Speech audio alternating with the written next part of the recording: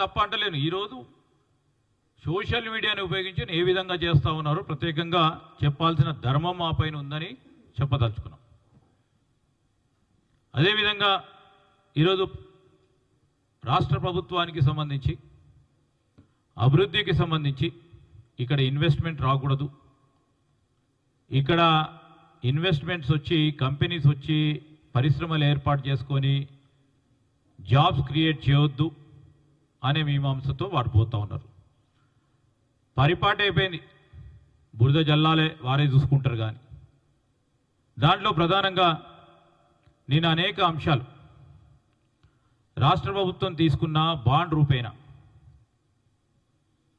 డబ్బులకు సంబంధించి 10,000 కోట్ల రూపాయలకు సంబంధించిన అంశం విషయంలో అనేక విషయాలు వారు చెప్పారు కేటీఆర్ గారు. ఆ సందర్భాన్ని పురస్కరించుకొని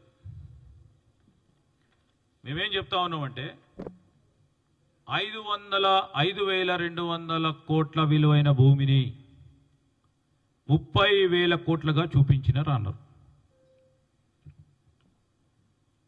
అక్టోబర్ 2024లో టీజీఐఐసి నియమించబడ్డ IBBI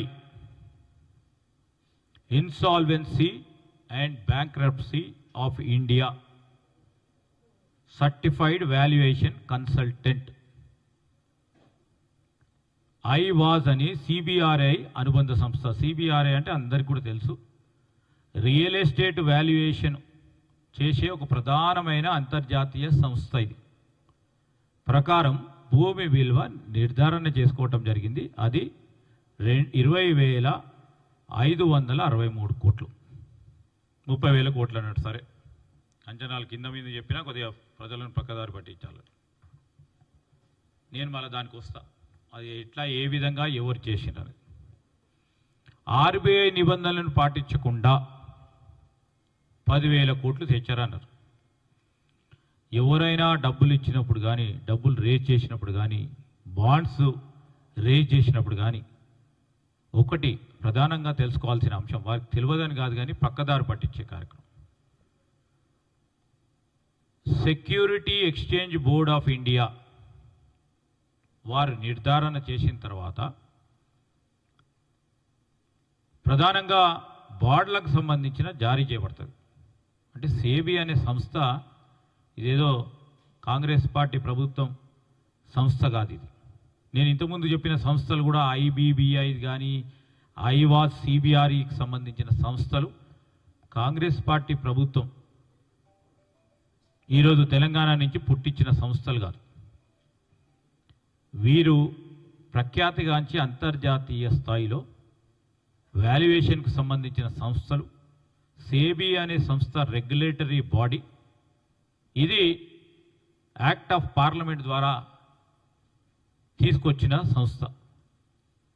ఈరోజు తీసుకొచ్చినప్పుడు సెబీ నిబంధనలకు అనుగుణంగా బాండ్స్ రేస్ చేయటం, దాని తదుపరి ఈ బాండ్ సంబంధించి ప్రభుత్వం నుంచి RBIకి అనుకూలంగా డైరెక్ట్ డెబిట్ ఆదేశాన్ని కూడా RBI ఇచ్చింది. అంటే కట్టేటప్పుడు ఇబ్బంది జరిగితే వారు అనుమతి తీసుకొని కట్టే అంశం విషయంలో డైరెక్ట్గా ప్రభుత్వం ఇచ్చినా ఇవ్వకుండా నేరుగా కలెక్ట్ చేసుకోవడానికి వెసులుబాటు ఇచ్చే కార్యక్రమాన్ని ఇచ్చి ముందుకు సాగండి అని చెప్పినట్టు RBI నిర్ధారణ కూడా చేసింది. నిబంధనలు పాటించకుండా అన్నారు. ఫస్ట్ సేబీ వస్తుంది, దాని తదుపరి కట్టేటప్పుడు RBIకి వస్తుంది. ఇవన్నీ కూడా it's a part and parcel of integral part. Liquidation ల్యాండ్కి సంబంధించి లిటిగేషన్ ల్యాండ్కి సంబంధించి ICICI బ్యాంక్ లోన్ ఎట్లా ఇచ్చిందని అన్నారు. స్పష్టంగా మేము మరొకసారి చెప్తా ఉన్నాం, లోను ICICI బ్యాంక్ ఇవ్వలే.